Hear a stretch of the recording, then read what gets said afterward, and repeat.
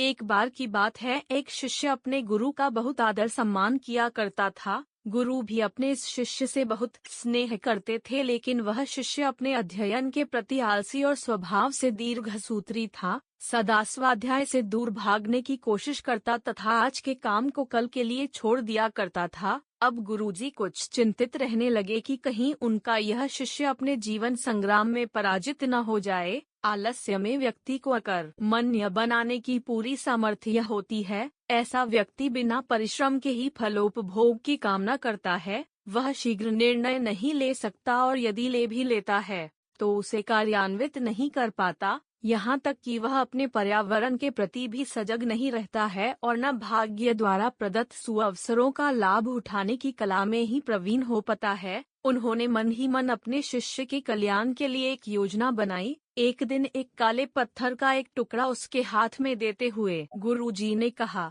मैं तुम्हें यह जादुई पत्थर का टुकड़ा 2 दिन के लिए देकर कहीं दूसरे गांव जा रहा हूँ। जिस भी लोहे की वस्तु को तुम इससे स्पर्श करोगे वह स्वर्ण में परिवर्तित हो जाएगी, पर याद रहे कि दूसरे दिन सूर्यास्त के पश्चात मैं इसे तुमसे वापस ले लूंगा। शिष्य इस सुअवसर को पाकर बहुत प्रसन्न हुआ, लेकिन आलसी होने के कारण उसने अपना पहला दिन यह कल्पना करते करते बिता दिया कि जब उसके पास बहुत सारा स्वर्ण होगा तब वह कितना प्रसन्न, सुखी, समृद्ध और संतुष्ट रहेगा। इतने नौकर चाकर होंगे कि उसे पानी पीने के लिए भी नहीं उठाना पड़ेगा। फिर दूसरे दिन जब वह प्रातःकाल जागा, उसे अच्छी तरह से स्मरण था कि आज स्वर्ण पाने का दूसरा और अंतिम दिन है। उसने मन में पक्का विचार किया कि आज वह गुरुजी द्वारा दिए गए काले पत्थर का लाभ जरूर उठाएगा।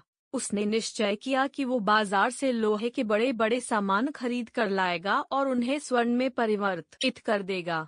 दिन बीतता गया, पर वह इसी सोच में बैठा रहा कि अभी तो बहुत समय है, कभी भी बाजार जाकर सामान लेता आएगा। उसने सोचा कि अब तो दोपहर का भोजन करने के पश्चात ही सामान लेने निकलूंगा, परंतु भोजन करने के बाद उसे विश्राम करने की आदत थी और उसने बजाय उठ के मेहनत करने के थोड़ी देर आराम करना उचित समझा। पर आलस्य से परिपूर्ण उसका शरीर नींद की गहराइयों में खो गया और जब वो उठा तो सूर्यास्त होने को था। अब वह जल्दी जल्दी बाजार की तरफ भागने लगा, पर रास्ते में ही उसे गुरुजी मिल गए। उनको देखते ही वह उनके चरणों पर गिरकर उस जादुई पत्थर को एक दिन और अपने पास रखने के लिए याचना करने लगा, लेकिन गुरुजी नहीं माने और उस शिष्य का धनी होने का सपना चूर चूर हो गया। पर इस घटना की वजह से शिष्य को एक बहुत बड़ी सीख मिल गई। उसे अपने आलस्य पर पछतावा होने लगा। वह समझ गया कि आलस्य उसके जीवन के लिए अभिशाप है और उसने प्रण किया कि अब वो कभी भी काम से जी नहीं चुराएगा और एक कर्मठ, सजग और सक्रिय व्यक्ति बनकर दिखाएगा। कहानी की शिक्षा। दोस्तों, जीवन में हर किसी को एक से बढ़कर एक अवसर मिलते हैं, पर कई लोग इन्हें बस अपने आलस्य के कारण गंवा देते हैं।